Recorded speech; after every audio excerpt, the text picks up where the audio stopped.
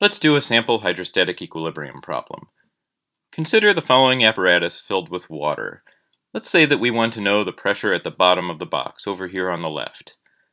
Well, the nice thing about fluids is that if they're in hydrostatic equilibrium, that means that they've arranged themselves so that the pressure anywhere in the system along this dashed line must be the same.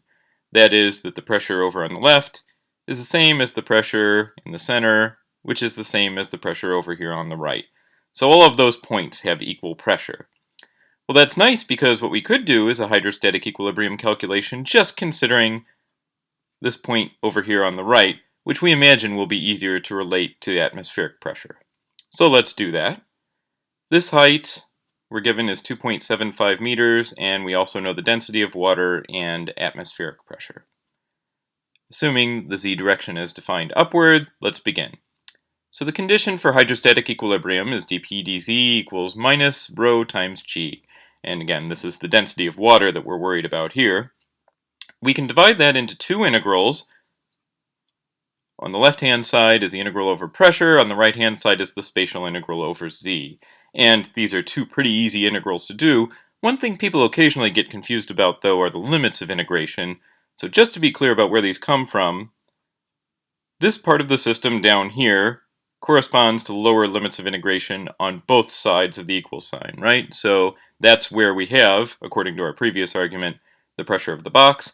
And we've also defined that to be z equals 0. Now we would have to be a little more careful if the density, or little g, specifically depended upon position, because it may be that there was something special about the actual value of position there. But in our case, we're really only worried about the relative difference in position between the pressure in the box and the atmospheric pressure. We can call that z equals 0, no problem. The upper limits of integration, of course, come from up here, where we have atmospheric pressure, and at that height, it's 2.7 meters above where we define z equals 0. That's where the limits of integration come from, and now we can just go through and do two very easy integrals. So on the left-hand side, it's the difference between the atmospheric pressure and the pressure at the bottom of the box.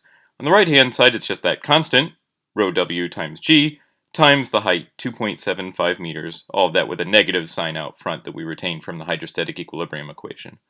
So let's rearrange this to solve for the pressure at the bottom of the box. And now all we have to do is insert our values and multiply that rightmost term out, and finally add everything together to see that the pressure at the bottom of the box will be 1.28 times 10 to the 5th pascals.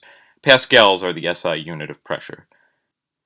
As a sanity check, we can decide whether or not this value makes any sense, and looking at our system, we would have guessed that the pressure at the bottom of the box has to be bigger than atmospheric pressure, right?